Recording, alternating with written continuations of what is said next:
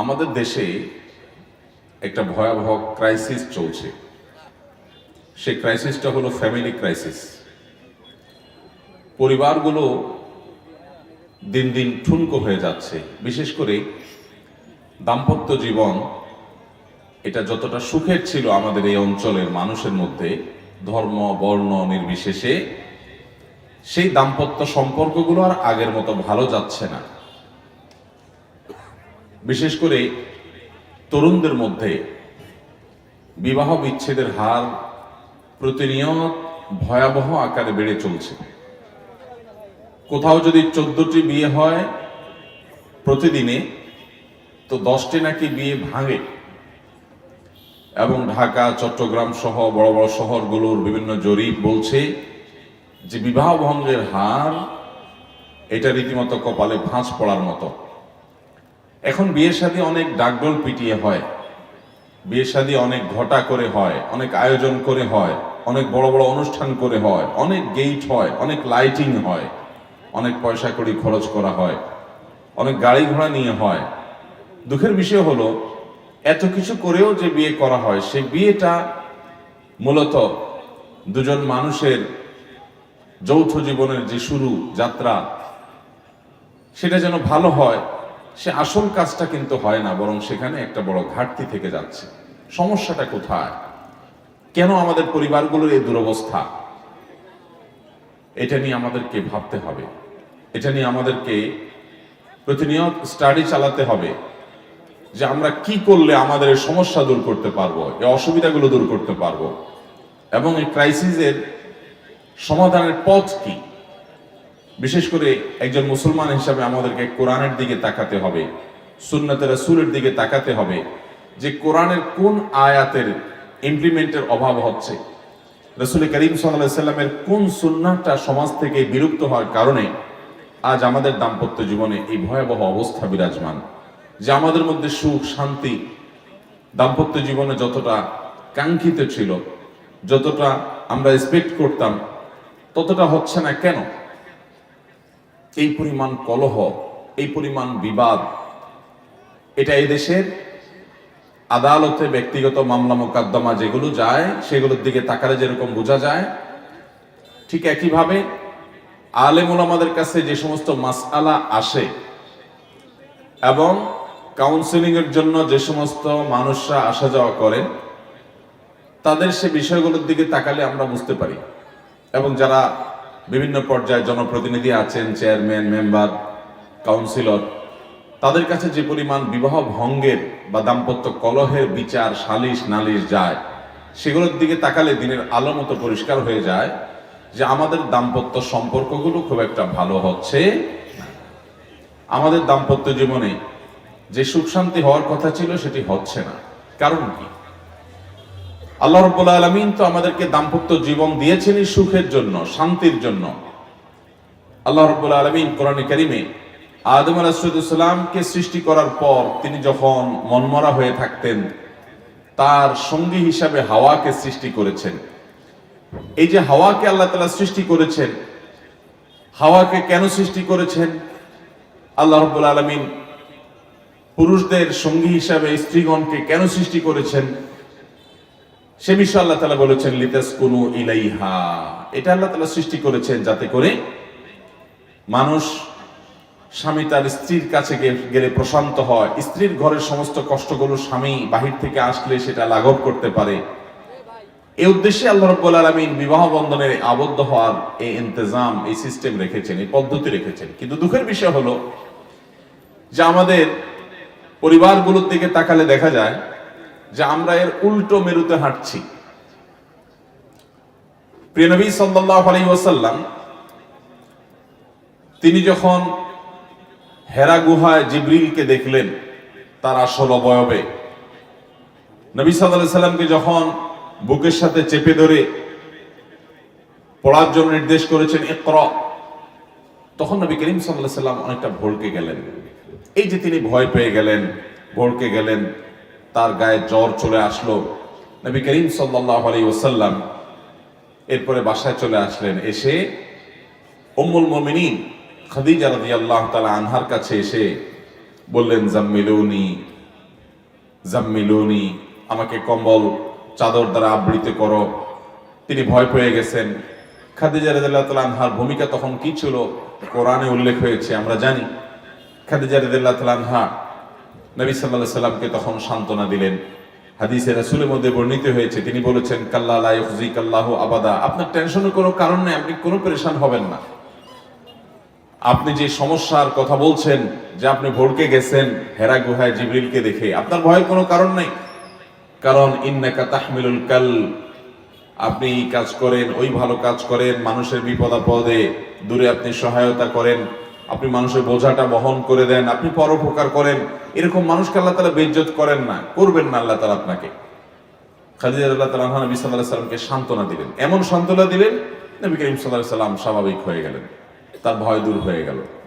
তাহলে স্বামী স্ত্রী একে অন্যের সঙ্গী হবেন, সঙ্গ দিবেন, বিপদে সুখে সবকিছুকে ভাগাভাগি করবেন। এই জন্য আল্লাহ তাআলা দাম্পত্য জীবন দিয়েছেন।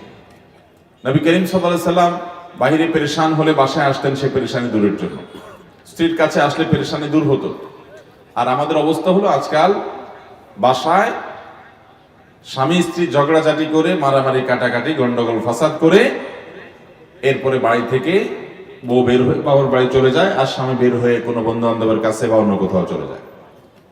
এই হলো আমাদের দাম্পত্য জীবনের অবস্থা।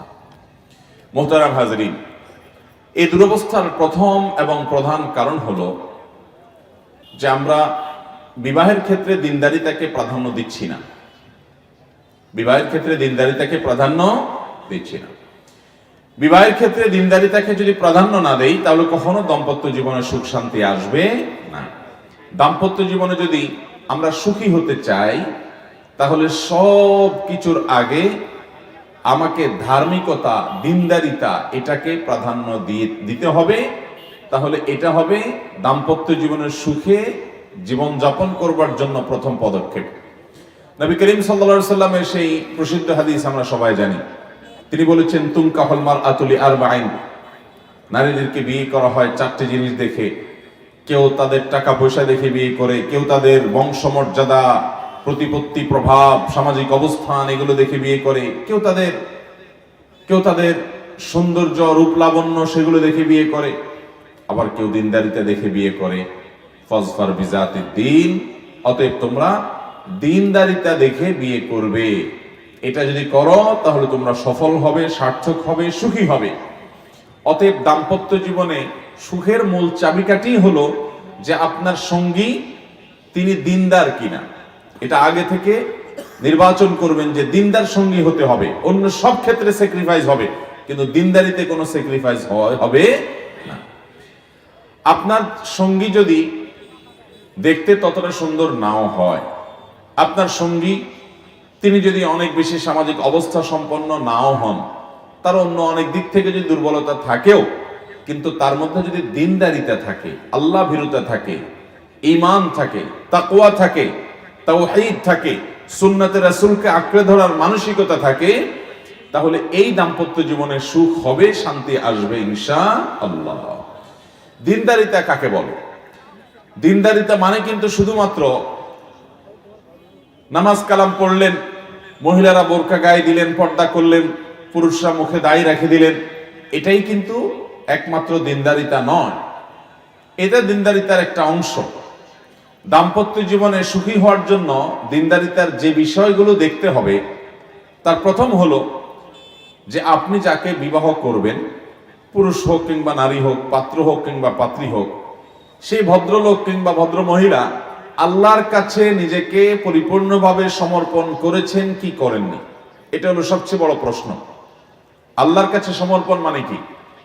ইন্না সলাতি ওয়া নুসুকি ওয়া মাহইয়ায়া ওয়া মামাতি লিল্লাহি রাব্বিল আলামিন, নিশ্চয় আমার সালাত, আমার কুরবানি, আমার জীবন, আমার মরণ, আমার সব কিছু আল্লাহর জন্য সঁপে দিলাম।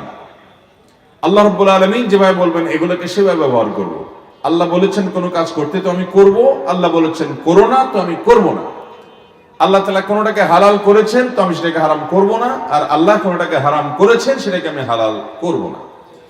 এই রকম প্রতিজ্ঞা নিয়ে যদি কোনো মানুষ তার জীবন পরিচালিত করে, তাহলে তিনি দিনদারিতার প্রথম এবং মূল শর্ত পূরণ করেছেন, যে লোকটা আল্লাহর কাছে সারেন্ডার করেছেন।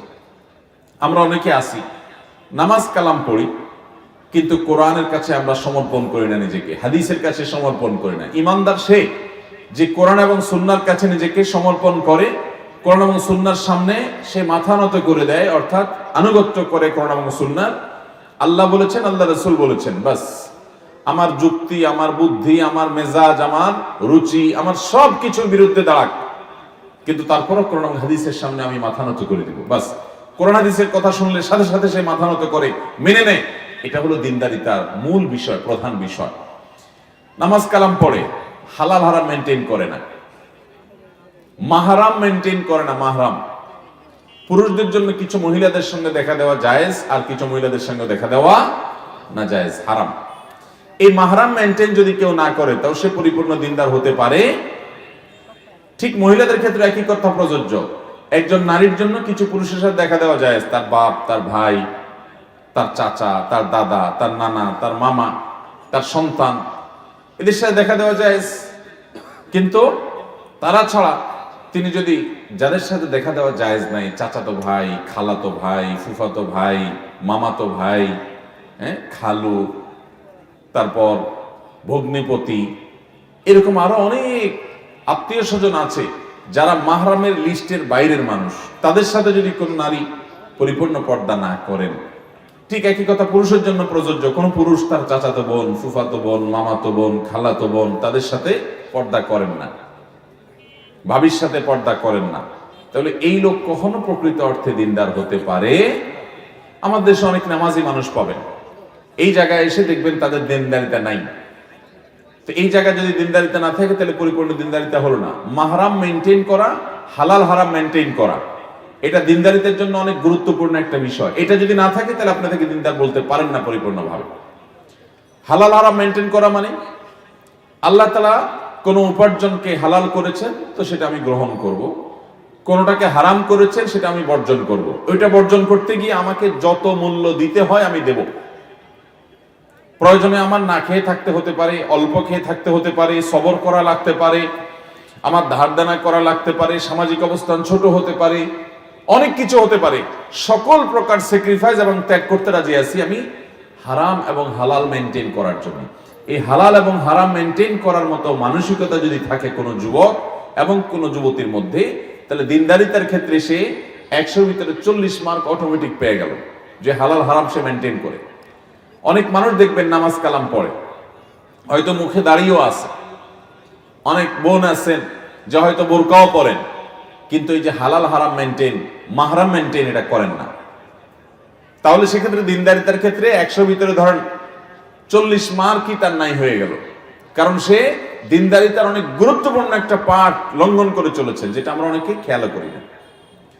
তো আপনি আপনার জীবন সঙ্গী সঙ্গিনী যাকে বাছাই করবেন, অথবা যারা নিজেরা বিয়ে শাদী করছেন, ছোট ভাই ব্রাদার বোন, অথবা ছেলে মেয়েকে বিয়ে দিবেন, অথবা যে কোনো বিয়ের সাথে আপনার সংশ্লিষ্টতা হবে, তখন আপনাকে খেয়াল রাখতে হবে বিষয়গুলো, যে এই দম্পতির মধ্যে সুখ শান্তি আসার আগে তাদের যার সাথে বিবাহ হবে সেই লোকটা দিনদার কিনা এটা ঠিক করতে হবে। দেখুন, টাকা পয়সার অভাব নাই। আজ থেকে 50 বছর আগে, 30 বছর আগে, 40 বছর আগে আমার দেশে মানুষের কাছে এত টাকা পয়সা ছিল না, কিন্তু পারিবারিক সম্পর্কগুলো কিন্তু এখনকার চাইতে ভালো ছিল। স্বামী স্ত্রীর মধ্যে বোঝাপড়াটা এখনকার চাইতে অনেক ভালো ছিল। এখন কিন্তু সেরকম বোঝাপড়া নাই। এর অন্যতম কারণ হলো বৈষয়িক বিষয় মানুষকে সুখী করতে পারে না।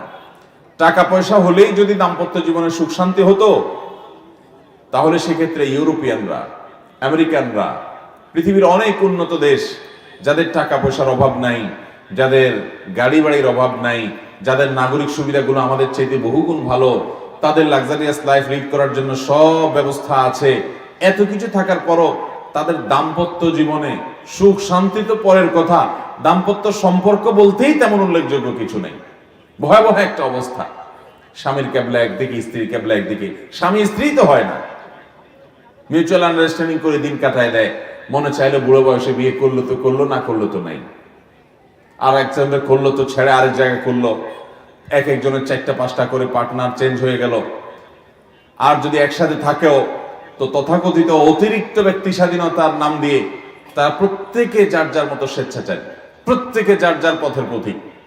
কোন বন্ধন আমাদের এই অঞ্চলে মানুষের মধ্যে, এই অঞ্চলে শুধু মুসলমানদের মধ্যে না, হিন্দুদের মধ্যেও, অন্য ধর্মের মানুষের মধ্যেও পারিবারিক এবং দাম্পত্য সম্পর্কটা যতটা ভালো, এটা এই অঞ্চলে মানুষের একটা সৌন্দর্য, সেটা পৃথিবীর অনেক এলাকাতে খুঁজে পাবেন না।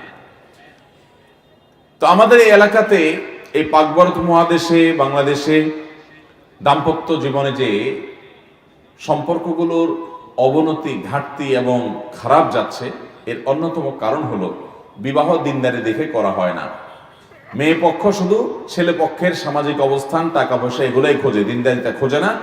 আর ছেলে পক্ষ মেয়ে পক্ষের সামাজিক অবস্থান, রূপলাবণ্য, এই সমস্ত নাম যশ খ্যাতি কিংবা পড়ালেখা, সার্টিফিকেট, এগুলোই শুধু দেখে। এগুলো দেখেন, দোষের নেই, কিন্তু সবচেয়ে বেশি দেখার কথা যেটা, সেটা দেখার কোনো নামগন্ধ। এখন বিয়ে শাদীতে খোঁজ খবর যদি দিনদারিতা সম্পর্কে নেওয়া হয়, এখন অবশ্য সেটাও নেওয়া হয় না। এক সময় আমরা দেখতাম, জিজ্ঞেস করা হতো মেয়ে কোরআন শরীফ পড়ছে কিনা, ছেলে কোরআন কারিমটা পড়ছে কিনা, খতম দিছে কিনা, এই জিনিসগুলো দেখা হতো। এখন সেটাও দেখা হয় না, যার কারণে আমরা টাকা পয়সা, ব্যাংক ব্যালেন্স, গাড়ি বাড়ি, অন্যান্য অনেক দিক থেকে আমরা উন্নত হচ্ছি, কিন্তু দাম্পত্য সম্পর্কের দিক থেকে আমরা অবনতির দিকে যাচ্ছি। এই জন্য ভাইরা আমার, প্রথম দাম্পত্য জীবনের সুখী হওয়ার জন্য দিনদারিতাকে প্রাধান্য দিতে হবে। তো দিনদারিতার ক্ষেত্রে কি বলেছি? প্রথম বিষয় হলো যে পাত্র বা পাত্রী আল্লাহর কাছে নিজেকে পরিপূর্ণভাবে সঁপে দিয়েছেন কিনা, যে আল্লাহর নির্দেশের উপর আর কিছু নেই, তার সামনে আল্লাহ বলেছেন, আল্লাহ রাসূল বলেছেন, এই কথা আসলে সবকিছু সে সারেন্ডার করে দেয়। এটা হলো দিনদারিতার প্রথম এবং প্রধান মার্কা। এরপরে বলেছিলাম দিনদারিতার তার মার্কা হলো, আলামত হলো, নিদর্শন হলো যে সে পরিপূর্ণভাবে নিজেকে আল্লাহর কাছে সমর্পণ করে, এমনকি উপার্জনের ক্ষেত্রে হালাল হারাম মেনটেন করে এবং মাহরাম মেনটেন করে। মেয়েদের মধ্যে স্বামীর হালাল হারাম মেনটেন করার গুরুত্ব যদি তাদের মধ্যে থাকে, কোনো পাত্রী যদি সেটা উপলব্ধি করেন, হালাল হারাম যদি তিনি মেনটেন করেন, তাহলে তার স্বামী হারাম উপার্জন করুক তিনি চাইবেন না। তিনি চাইবেন তার স্বামী সরকারি চাকরি করুক আর বেসরকারি চাকরি করুক, ব্যবসা করুক আর কৃষি কাজ করুক, যে কাজই করুক না কেন, সে চাইবে যে আমার স্বামী যেন হারাম কোনো কিছু না আনে। আমরা হালাল খেতে চাই, হালাল খেয়ে বাঁচতে চাই, হারাম আমরা চাই না। তাতে সামাজিক অবস্থান না থাকুক, গাড়ি বাড়ি না হোক, আমরা আর্থিকভাবে কষ্টে থাকি, দুর্বল থাকি, কিন্তু আমরা হারামে যাব না। এটা হলো একজন নারীর দিনদারিতার একটা শক্তিশালী দিক। কিন্তু আজকাল আমাদের সমাজে এগুলো আছে নাই, শুধু পয়সা চায়। বউ কি চায়? পয়সা চায়, যে পয়সা আনো, কোত্থেকে আনবো আমার দেখার দরকার নেই। পূর্বসূরি সালাফগণ তাদের স্বামীদেরকে বাসা থেকে বের হওয়ার সময় বলে দিতেন যে হালাল যদি উপার্জন করে আনতে পারেন তাহলে আনবেন, আর হালাল যদি উপার্জন করতে না পারেন খালি হাতে আসবেন, আমরা না খেয়ে থাকবো, তবু আমরা হারাম খাবো না। আর এখন আমাদের দিনদারিতার অভাবের কারণে আমাদের মেয়েদের ডিমান্ড হলো স্বামী পকেট ভর্তি টাকা নিয়ে আসতে হবে, হালাল আর হারাম বুঝি না, দিন শেষে আমার টাকা লাগবে, আমার মার্কেটে যেতে হবে, আমার শাড়ি চুড়ি লাগবে, আমার গাড়ি বাড়ি লাগবে, আমার অন্যদের সাথে পাল্লা দিতে হবে, আমার অন্যদের সাথে কম্পিটিশন করতে হবে। এই মানসিকতাগুলো আমাদের দাম্পত্য জীবনের সুখকে তুলে নিয়ে গেছে। ঠিক একই কথা পুরুষের বেলায় প্রযোজ্য, যে তিনি হালাল হারাম মেনটেন করেন না। এরপরে দিনদারিতার আরেকটা গুরুত্বপূর্ণ দিক হলো সবর, শুকর এবং কানাআত, ধৈর্য, কৃতজ্ঞতা এবং তুষ্ট থাকা অল্পে, এই তিনটা গুণ থাকা। এই তিনটা গুণ যদি কোনো পাত্র বা পাত্রীর মধ্যে থাকে, তাহলে বুঝতে হবে এই পাত্র এবং পাত্রীর মূল্য স্বর্ণের চাইতে বেশি, স্বর্ণের চাইতে বেশি। ধৈর্য, শুকরিয়া, কৃতজ্ঞতা এবং অল্পে তুষ্ট থাকা, এই তিনটা গুণ ছাড়া কখনো দাম্পত্য জীবনের সুখ হবে। দাম্পত্য জীবনে যত অশান্তি হয়, যত কলহ হয়, যত গন্ডগোল হয়, যত তালাক হয়, যত বিবাহ বিচ্ছেদ হয়, যত ঝগড়াঝাটি হয়, এগুলোর মূল হলো এই তিনটা জিনিসের কোনোটার অনুপস্থিতি, অর্থাৎ ধৈর্য নাই, শুকরিয়া নাই এবং তুষ্টির গুণ নাই। ধৈর্য না থাকার কারণে দেখা যায় চুন থেকে নুন খসছে, হট মেজাজি হয়ে গেছে, রাগারাগি হয়ে গেছে, মারামারি হয়ে গেছে, হাতাহাতি হয়ে গেছে, এমনকি দুজনের পথ দুদিকে হয়ে গেছে। সবরের অভাবে, শুকরের অভাবেও হয়। কারণ নিজের সঙ্গীর কোনো একটা ত্রুটি দেখলেই মনে করে না জীবনে তার সঙ্গে থেকে কোনো সুখ শান্তি পাই নাই। অথচ নবী করিম সাল্লাল্লাহু আলাইহি সাল্লাম বলেছেন, তোমার সঙ্গীর কোনো কিছু যদি তোমাকে রুষ্ট করে, তার কোনো কিছু দেখে যদি তোমার মনে কষ্ট হয় যে ইস এটা সে কেন করলো বা এটা কেন করলো না, তার একটা দুর্বলতা দেখলা, তো সাথে সাথে চিন্তা করবা তার অনেক ভালো দিকও আছে। মনে রাখবেন, পৃথিবীতে এমন একটা মানুষও নাই, এমন একজন মানুষও নাই যে মানুষটার কোনো ভালো গুণ নাই, সবই খারাপ গুণ। এমন কোনো মানুষ হতে একটা হলেও ভালো গুণ আছে। আপনি খোঁজার চেষ্টা করেন, তার যদি কোনো কিছু দেখে অসন্তুষ্ট হন তাহলে বের করার চেষ্টা করেন তার কোন গুণটার কারণে আপনি সন্তুষ্ট হতে পারেন, তাহলে দেখবেন যে আপনার মধ্যে আর কোনো অশান্তি তৈরি হবে না। নবী করিম সাল্লাল্লাহু আলাইহি সাল্লাম তার স্ত্রীগণ, এতজন স্ত্রী ছিলেন, তাদের সাথে দাম্পত্য জীবনে তার কোনো বিষয় নিয়ে বুঝের গরমিল হয় নাই, কোনো প্রকার, সব বেটে বলে হয়ে গেছে, যা চাইছেন তাই হয়ে গেছে। ব্যাপারটা কিন্তু সেরকম না, টুনটান হয়েছে। নবী সাল্লাল্লাহু আলাইহি সাল্লাম অভিমান করে বাসা থেকে এসে মসজিদে পড়ে আসেন, সাহাবীরা দেখে বুঝতে পারছেন যে কিছু একটা হয়েছে। আল্লাহ তাআলা স্বয়ং কোরআনে সূরা মুজাদালা নাজিল করেছেন, কোরআনে বহু আয়াত নাজিল করেছেন সে বিষয় নিয়ে। তো দাম্পত্য জীবনে টুনটান হবে, কিন্তু একজন কৃতজ্ঞ স্বামী, একজন কৃতজ্ঞ স্ত্রী সেগুলোকে বড় করে দেখবে না। মানুষ হিসেবে মনে কষ্ট হবে, এটা স্বাভাবিক, কিন্তু সে একটা বিষয় কষ্ট পেলে চিন্তা করবে আমার স্ত্রীর অন্য আরেকটা গুণ ভালো আছে।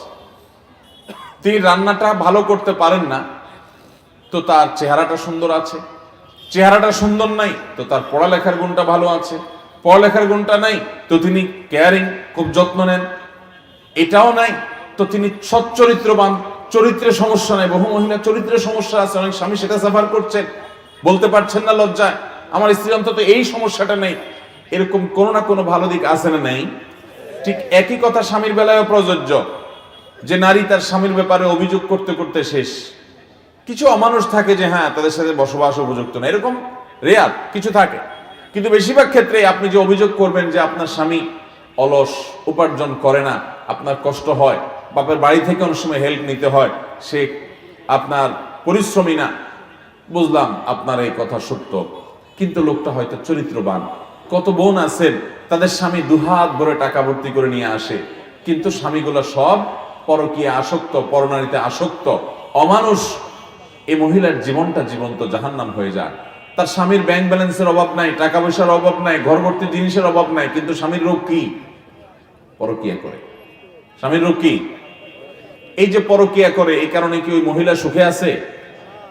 তাহলে যে বোন মনে করছেন যে আমার স্বামীটা অলস, উপার্জন করে না, বুঝলাম তার ত্রুটি আছে, কিন্তু আপনি দেখার চেষ্টা করেন তার গুণটা কি আছে।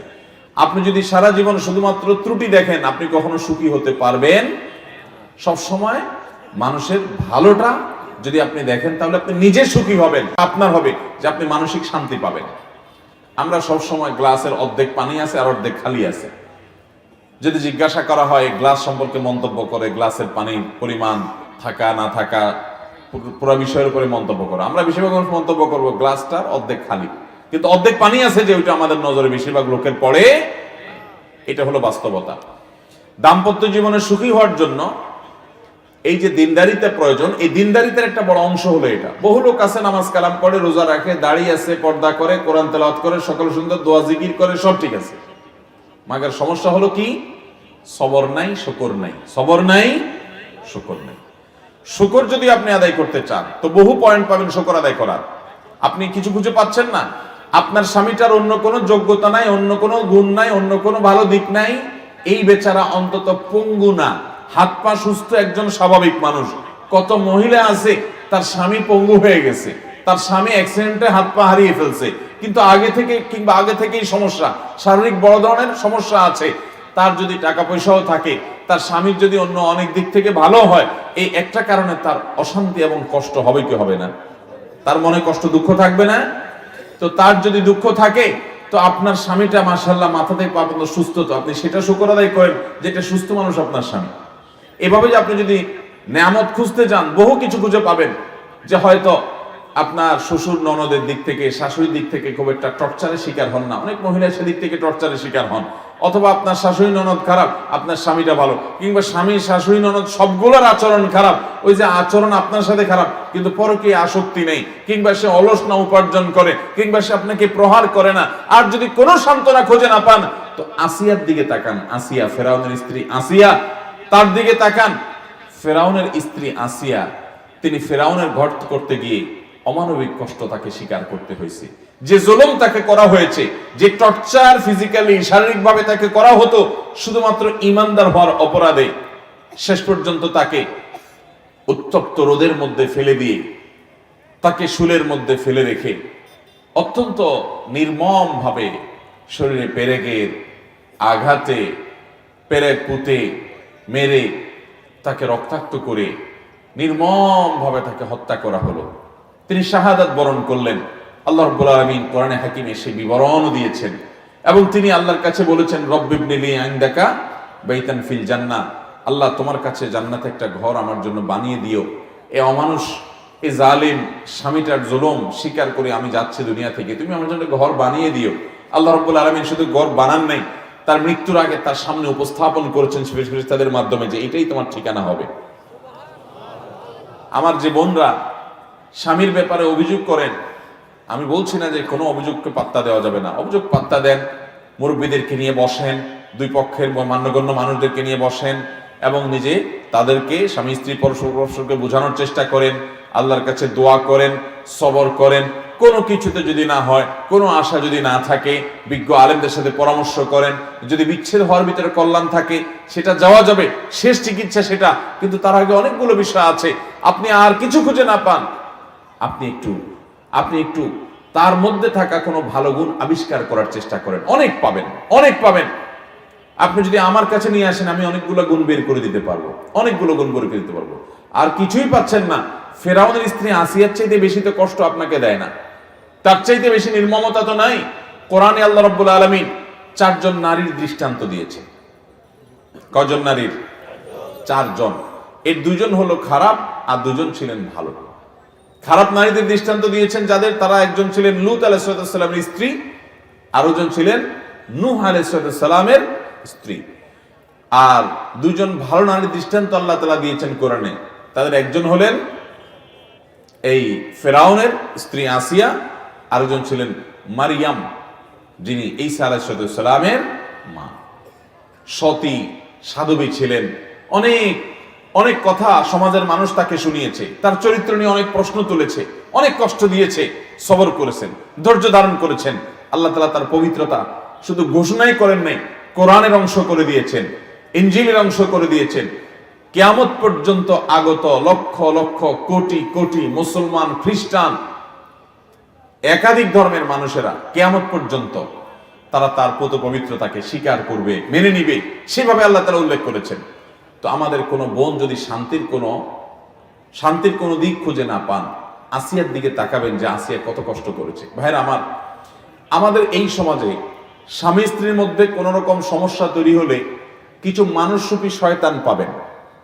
এরা আপনাকে উস্কে দিবে, বলবে যে আরে মাথা খারাপ, এর সাথে ঘর করা যায়? আছে না নাই? আপনার যদি সংসারটা ভেঙে যায়, এরপরে আপনার যে কষ্টের জীবন হতে পারে আপনার সামনে, নাও হতে পারে, যদি কোনো কষ্টের মুখোমুখি আপনি হন, তখন এই উস্কানি দাতাদের একটাকেও আপনি আর খুঁজে পাবেন না, এগুলো একটাকেও পাবেন না। এরা মেয়েদেরকে উস্কে দিবে যে স্বামীর কথা মানবো না, বদ্ধ করে থাকবো না, দেখবো এবার জগৎটাকে, এটা করব সেটা করব বলে টলে ফুসলে ফাসলে বাইর করে। এরপরে তাদের পরবর্তী জীবনের যে স্ট্রাগল, যে যুদ্ধ, যে সংগ্রাম, যে কষ্ট, যে জুলুম, যে নিষ্পেষণ, যে সমস্যা, যে বিপদ, এগুলাতে আর এই উস্কানিদাতা একটাকেও পাওয়া যাবে। কোরআন আমাদেরকে বিভিন্নভাবে দাম্পত্য সম্পর্কগুলোকে টিকাবার জন্য বলেছে। আল্লাহর কাছে সবচেয়ে অপছন্দনীয় বৈধ কাজ হলো তালাক। কোথায় কোথায় তালাক, কোথায় কোথায় তালাক, যে সবর নাই বেসবর, এই জন্য সম্পর্কগুলো ভেঙে যাচ্ছে। ভাইরা আমার, আমরা স্বামী স্ত্রীর মধ্যে যদি বোঝাপড়ার অসুবিধা হয়, তাহলে সবর এবং শুকর এই দুইটা মাধ্যম দিয়ে এগিয়ে যেতে হবে, কোনোভাবে এগুলোকে হাতছাড়া করা যাবে না। ডক্টর খন্দকার আব্দুল্লাহ জাহাঙ্গীর রহমতুল্লাহ আলাইহির এ বিষয়ে একটা বক্তব্য আছে। স্যার রাহিমাহুল্লাহ বলতেন যে স্বামী স্ত্রীর মধ্যে যদি কোনো প্রকার বোঝাপড়ার গরমিল হয়, তো এক শ্রেণী মানুষ পাবেন তারা স্বামীকে যেরকম উস্কায়, স্ত্রীকে এরকম উস্কায় এবং সম্পর্কগুলো টিকতে দেয় না। আর ইসলাম বলে, কোরআন এবং সুন্নাহ বলে না, পারলে তাদের মধ্যে মিল করে দাও, তাদের মধ্যে মীমাংসা করে দাও, দূরত্ব কমায় দাও, এবং কিভাবে দূরত্ব কমানো যায় সে উদ্যোগ গ্রহণ করো।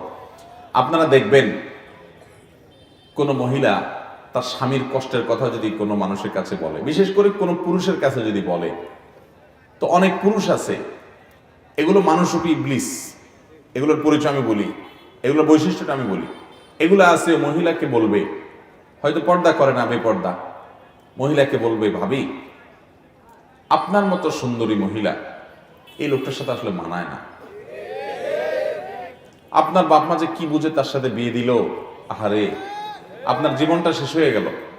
এটা হলো সাক্ষাৎ ইবলিস। যদি ইবলিস দেখতে চান ওই লোকের দিকে তাকাবেন। ইবলিসের সুরত হয় সে ধরছে, আর নাহলে ইবলিস তার উপরে ভর করছে, দুটার একটা। কারণ বিয়ের পর একজন নারীকে এই কথা বলা মানে হলো তার সংসারে আগুন ধরায় দেওয়া। ঠিক একইভাবে পুরুষকেও এসে দেখেন অন্য কোনো মহিলা কিংবা তার কোনো পুরুষ বন্ধু দেখবেন এরকম উস্কানিমূলক কথা বলবে যে ভাই আপনার মতো রাজপুত্র ছেলে, আপনার জীবনে কত ভালো ভালো ছেলে পাওয়া যাইতো, ইস আপনার জীবনটা বহুত কষ্টে যাচ্ছে ভাই, খারাপ লাগে ভাই আপনার জন্য। এরকম এরকম ভালো মানুষ সাইজা অনেক লোক আছে কি আসে না? আপনি বুঝবেন যে এটা এক নম্বরের ইবলিস। এটা আমাকে ফুসলাচ্ছে, উস্কাচ্ছে আমার স্ত্রীর বিরুদ্ধে আমাকে। আবার কিছু আছে দেখবেন ডাহা মিথ্যা কথা বলে। কি মিথ্যা কথা জানেন? আইসা বইয়ের তারিফ করবে, এমন তারিফের তারিফ, এগুলো আরেক অমানুষ। আপনার বইয়ের তারিফ আরেক পুরুষের কাছে বলে বেড়াবেন, হাদিসে পরিষ্কার নিষেধ আছে, নবী করিম সাল্লাল্লাহু আলাইহি ওয়াসাল্লাম নিষেধ করেছেন। হ্যাঁ, একটা সহনীয় পর্যায়ে হতে পারে, বিশেষ করে তার প্রাইভেসি, ব্যক্তিগত বিষয়গুলোর কথা বলছে, সেগুলোর পরে হাদিসে নিষেধাজ্ঞা আছে। অনেকে আছে যে এই ক্ষেত্রে মিথ্যা কথা বলে, ডাহা মিথ্যা কথা। যায় দেখেন বাসায় বউর সাথে সারাদিন চুলাচুলি চলে, হাতাহাতি চলে, ইউক্রেন রাশিয়ার যুদ্ধ চলে, কিন্তু অফিসে আইসা কলিগের সাথে, সহকর্মীর সাথে গাল গল্প দেয়। জানোস না দোস্ত, আমার বউটা আমার যা কেয়ার করে। ডাহা মিথ্যা কথা। এবার যে বেচারার কাছে বলে, ওই বেচারা একটু সোজা সরল বোকা শোকা, তখন চিন্তা করে হায় হায় আমার কপালে তো এরকম হইল না, আমার বউটা তো এরকম করে না। আবার ওই মহিলার কাছে দেখবেন কিছু মহিলা আছে, ইবলিস মার্কা মহিলা, আইসা মহিলাকে ফুসলাবে, বলবে কি জানেন, আরে আমার স্বামীটা কোনোদিন খালি হাতে আসে না, আমি নিষেধ করি তবু আমার খাওয়াইতে খাওয়াইতে শেষ, আমার বাপের বাড়িতে যাইতে 3 হাত ভরে নিয়ে যায়, হাত আছে 2টা, 3 হাত ভরে নিয়ে যায়। কোনোভাবে তারে আমি বলেও নিষেধ করলেও সে থামে না, শুনে না, এইরকম আদর করে আমারে। তখনই বেচারা চিন্তা করে হায় হায় রে, আমি তো একটা অমানুষের ঘর করতেছি। তাহলে ভাইরা আমার, নবী করিম সাল্লাল্লাহু আলাইহি সাল্লামের সাথে যদি স্ত্রীর উম্মুল মুমিনিন ওয়া আজওয়াজুহু উম্মাহাতুকুম, কোরআনে আল্লাহ বলেছেন নবীর স্ত্রীগণ আমাদের কি মা, তাদের সাথে যদি নবী সাল্লাল্লাহু আলাইহি সাল্লামের টুনটান বোঝাপড়ার গরমিল হয়, মান অভিমান হয়, তাহলে আমাদের জীবনে এটা হতে পারে কি পারে না? তার জীবনে যদি হয় একবার, আমাদের জীবনে শতবার হবে, এটাই স্বাভাবিক। যদি কেউ বলে না আমার কিছুই হয় না, কোনো সমস্যা হয় না, একেবারে আমরা দুধের দোয়া, তাহলে বুঝতে হবে ডাল মে কুছ কালা হ্যায়। এগুলো বেশিরভাগ মিথ্যাবাদী, এরা মিথ্যাবাদী, গাল গল্পবাজ। বাইরে এসে ভালো সাজে, ভেতরে যায় দেখেন সারাদিন চুলাচুলি করে দোনোটা। বাইরে এসে ভদ্র সাজে। অনেক বোকাশোকা স্বামী আছে, অনেক বোকাশোকা স্ত্রী আছে, এগুলো না বুঝেই ফাঁদে পা দিয়ে দেয়, মনে করে হায় হায় রে, এতে আমি অমানুষের সাথে জীবনটা কাটাই দিলাম। একটু উস্কাই দিল, ভাবি আপনার মতো এত সুন্দর একটা মানুষ, ওই যে শরীয়ত কেন পর্দা করতে বলছে, কারণ এই অমানুষ বেপর্দা আপনার এই খারাপ পুরুষটা তার নজর পড়ছে দেখেই তো সে পামপট্টি মহিলাকে দিচ্ছে। এই মহিলাকে পামপট্টি দিয়ে বলবে ভাবি আপনার মতো এরকম সুদর্শন একজন নারী, আহারে এ অমানুষ আপনার কদর করতে পারলো না, আপনার রূপ লাবণ্যের মূল্য সে কোত্থেকে দিবে ভাবি। মনে রাখবেন সাক্ষাৎ ইবলিস এই লোক, সাক্ষাৎ ইবলিস। এই ইবলিস দেখে আপনি সাথে সাথে বুঝবেন যে বদের হাঁটি আমার পাম্প করতে দিচ্ছে, এর উদ্দেশ্য খারাপ, মতলব খারাপ। আর মতলব খারাপ হোক আর ভালো হোক, যাই হোক, সে আমার ভালো চায় না। ভালো চাইলে আমার স্বামীর সাথে আমার সম্পর্ক কিভাবে তৈরি হবে সে পয়েন্ট বলতো না, বলে সে সম্পর্ক দূর করার পয়েন্ট বলছে। মানুষ সুখে থাকার জন্য কৃতজ্ঞ থাকতে হবে। অকৃতজ্ঞ থাকলে পৃথিবীতে সবকিছু পাইও সে সুখী থাকতে পারে। সব পাইছেন, এরপরেও আপনার মনে হবে যে ওইটা তো পাই নাই। অভাব থাকতে পারে কি পারে না? বহু কিছু পাইছেন। আপনার স্ত্রী, তার ভিতরে অনেক গুণ আছে, কোনো গুণ নাই, আপনার চরিত্রটা তার মাধ্যমে হেফাজত হয়। একজন মুসলমানের কাছে এর চাইতে বড় আর কি চাওয়া হতে পারে? আর কি চাওয়া হতে পারে? তার রান্নাটা ভালো না, তার এটা ভালো না, তার ওইটা ভালো না, ডিমান্ডের আপনার শেষ নাই। বিয়ের যে মূল উদ্দেশ্য সেটা তো আপনার হচ্ছে যে আপনার চরিত্রের হেফাজত হচ্ছে তার মাধ্যমে। তার এই ঋণ আপনি কিভাবে শোধ করবেন? তার এই নিয়ামতটার মূল্যায়ন তো আপনার করা উচিত। ঠিক একইভাবে একজন নারী, তিনি একইভাবে দেখবেন যে আমার স্বামী, তিনি আর কিছু না হোক আমার উপর ছায়া হয়ে আসে। ডক্টর খন্দকার আব্দুল্লাহ জাহাঙ্গীর বলছেন যে ফুসলায় ফাসলা যারা সম্পর্কগুলো ভেঙে দেয়, এই ভদ্র মহিলা বাচ্চা কাচ্চাগুলো নিয়ে অথবা একা একা যে সাফার করে বাপের বাড়িতে যায় উঠে, সে তখন বুঝতে পারে যে হায় রে, স্বামীর বাড়িতে কষ্ট দুঃখ যাই সহ্য করতাম না করতাম, বাপের বাড়িতে আসার পরে মনে হয় যে বোঝা। বিয়ে হওয়ার পরে বাপের বাড়িতে উঠে চলে আসলাম, ভাইদের কাছে, ভাবির কাছে, আশপাশের লোকদের কাছে তার যে অবস্থা থাকে, তখন তিনি আফসোস করতে থাকেন, আহারে ওইটাই তো ভালো ছিল। উস্কানিদাতাদের কাউকে তখন খুঁজে পাওয়া যায় না। এই জন্য ভাইরা আমার, দাম্পত্য জীবনে অশান্তির মূল এবং প্রধান কারণ হলো এইটা যে আমাদের মধ্যে সবরও নাই, শকরও। নবী করিম সাল্লাল্লাহু আলাইহি সাল্লাম বলেছেন, তুমি তোমার সঙ্গীর কোনো কিছু দেখে অসন্তুষ্ট, তোমার ভালো লাগে না, সাথে সাথে তুমি চিন্তা করো যে তার বহু গুণ আছে যেটা দেখে তুমি সন্তুষ্ট হতে পারো, যেগুলো অন্য অনেকের মধ্যে নাই কিন্তু তার মধ্যে আছে। তাহলে দেখবা তোমার সেই কষ্ট কি হয়ে যাবে, দূর হয়ে যাবে। আরেকটা জিনিস হলো ভাই, দাম্পত্য জীবন এটাতে তুষ্ট থাকা খুব জরুরি। আমি যা পাইছি তাতে আলহামদুলিল্লাহ বলবো। আমার স্ত্রীর মধ্যে সমস্যা আছে, ওকে। আমার স্বামীর মধ্যে সমস্যা আছে, ওকে, সত্য। কিন্তু সমস্যা আরো বেশি থাকতে পারতো কি পারতো না? অতএব আল্লাহ তাআলা যেটুকু দিয়েছেন সেটুকু আলহামদুলিল্লাহ। আল্লাহ বলেছেন, লা ইন শাকারতুম লা আযীদান্নাকুম, তোমরা যদি আমার কোন নিয়ামত পাওয়ার পরে শুকর আদায় করো, আমি তোমাদের নিয়ামত আরো বাড়াই দিব। ওয়ালা ইন কাফারতুম, আর যদি নিয়ামতের নাশকরি করো, ইন্না আযাবি লাশাদীদ, তাহলে আমার আযাব বড় কঠোর এবং শক্ত। আল্লাহ রাব্বুল আলামিন আমাদের সবাইকে সুখী দাম্পত্য জীবন তৌফিক এবং নসিব করুন। আমিন। মুহতারাম হাজিরিন, যে দম্পতি পরস্পরের মধ্যে ভালোবাসা অনেক প্রগাঢ়, যাদের মধ্যে সম্পর্ক অনেক মজবুত সুদৃঢ়, তারা অন্যান্য সব বিষয়গুলো যদি ঠিক থাকে শরীয়তের, তাহলে তাদের তাকওয়ার দিক থেকেও তারা অগ্রসর, আলহামদুলিল্লাহ। তাহলে প্রথম পয়েন্ট আমরা পেয়ে গেলাম, আমাদের দাম্পত্য জীবনে সুখ এবং শান্তির জন্য পাত্রপাত্রী নির্বাচনের ক্ষেত্রে শুধু পাত্রপাত্রী নির্বাচন না, পাত্রপক্ষ পাত্রীপক্ষ উভয় পক্ষ যখন নির্বাচন করবেন, গোটা পরিবারকে দেখবেন, দিনদারিকা দেখে আপনি অগ্রাধিকার দিবেন, প্রাধান্য দিবেন, এবং দিনদারিতা নাই তাহলে অন্য বিষয় আপনি বিবেচনা করবেন। কিন্তু দিনদারিতার ক্ষেত্রে কোনো ছাড় হবে। ভাইরা আমার, অনেকে বলে বিয়ের সময় দেখবেন যে ছেলে নামাজ পড়ে কিনা, ছেলে আল্লাহর ভয় আছে কিনা, হালাল হারাম বোঝে কিনা। বলো না, এগুলো একটু অসুবিধা আছে, নামাজ পড়া নিয়মিত পড়ে না, আপনি বিয়ে করেন, মেয়ে তারা নামাজি বানায় নিবে। আছে না নাই? মেয়ে দিনদার কিনা, পর্দা করে কিনা, নামাজ কালাম পড়ে কিনা, তো বলে যে আপনারা বানায় নিবেন। আপনি সাথে সাথে বলবেন যে আমি রেডিমেড চাই, আমি বানায় নিব, সেটা কি আমার মাপ মতো হবে না হবে না কে জানে বাবা, তার চাইতে রেডিমেড আমি খুঁজবো আগে, রেডিমেড না পাইলে তখন দেখা যাবে। আল্লাহ তাআলা আমাদের সবাইকে দাম্পত্য জীবনে সুখী হওয়ার জন্য এই যে দিনদারিতাকে প্রাধান্য দেওয়া, এই নিয়ামতটা আল্লাহ তাআলা আমাদেরকে দান করুন। নবী করিম সাল্লাল্লাহু আলাইহি সাল্লাম বলেছেন, আদ-দুনিয়া কুল্লুহা মাতা, দুনিয়াতে যত আল্লাহর সৃষ্টি আছে সবগুলাই মানুষ উপভোগ করতে পারে বিভিন্নভাবে। ওয়া খায়রু মাতা'আদ দুনিয়া আল মারআতুস সালিহা, একজন নারী, একজন জীবন সঙ্গী, একজন জীবন সঙ্গিনী, তিনি যদি দিনদার হন, আল্লাহ বিরু হন, নামাজি হন, চোখের পানি ফেলনেওয়ালা হন, আল্লাহর সাথে দোয়া সম্পর্ক করনেওয়ালা হন, এই মানুষটা যদি আপনার জীবনে পেয়ে যান, তো আপনার জীবনে সবচেয়ে বড় সুখের দেখা পেয়ে গেলেন। এর চাইতে বড় সুখের কোন মাধ্যম উপকরণ আল্লাহর জমিনে আরেকটা হতে পারে না, যদি একটা ভালো সঙ্গী জীবনে পেয়ে যান।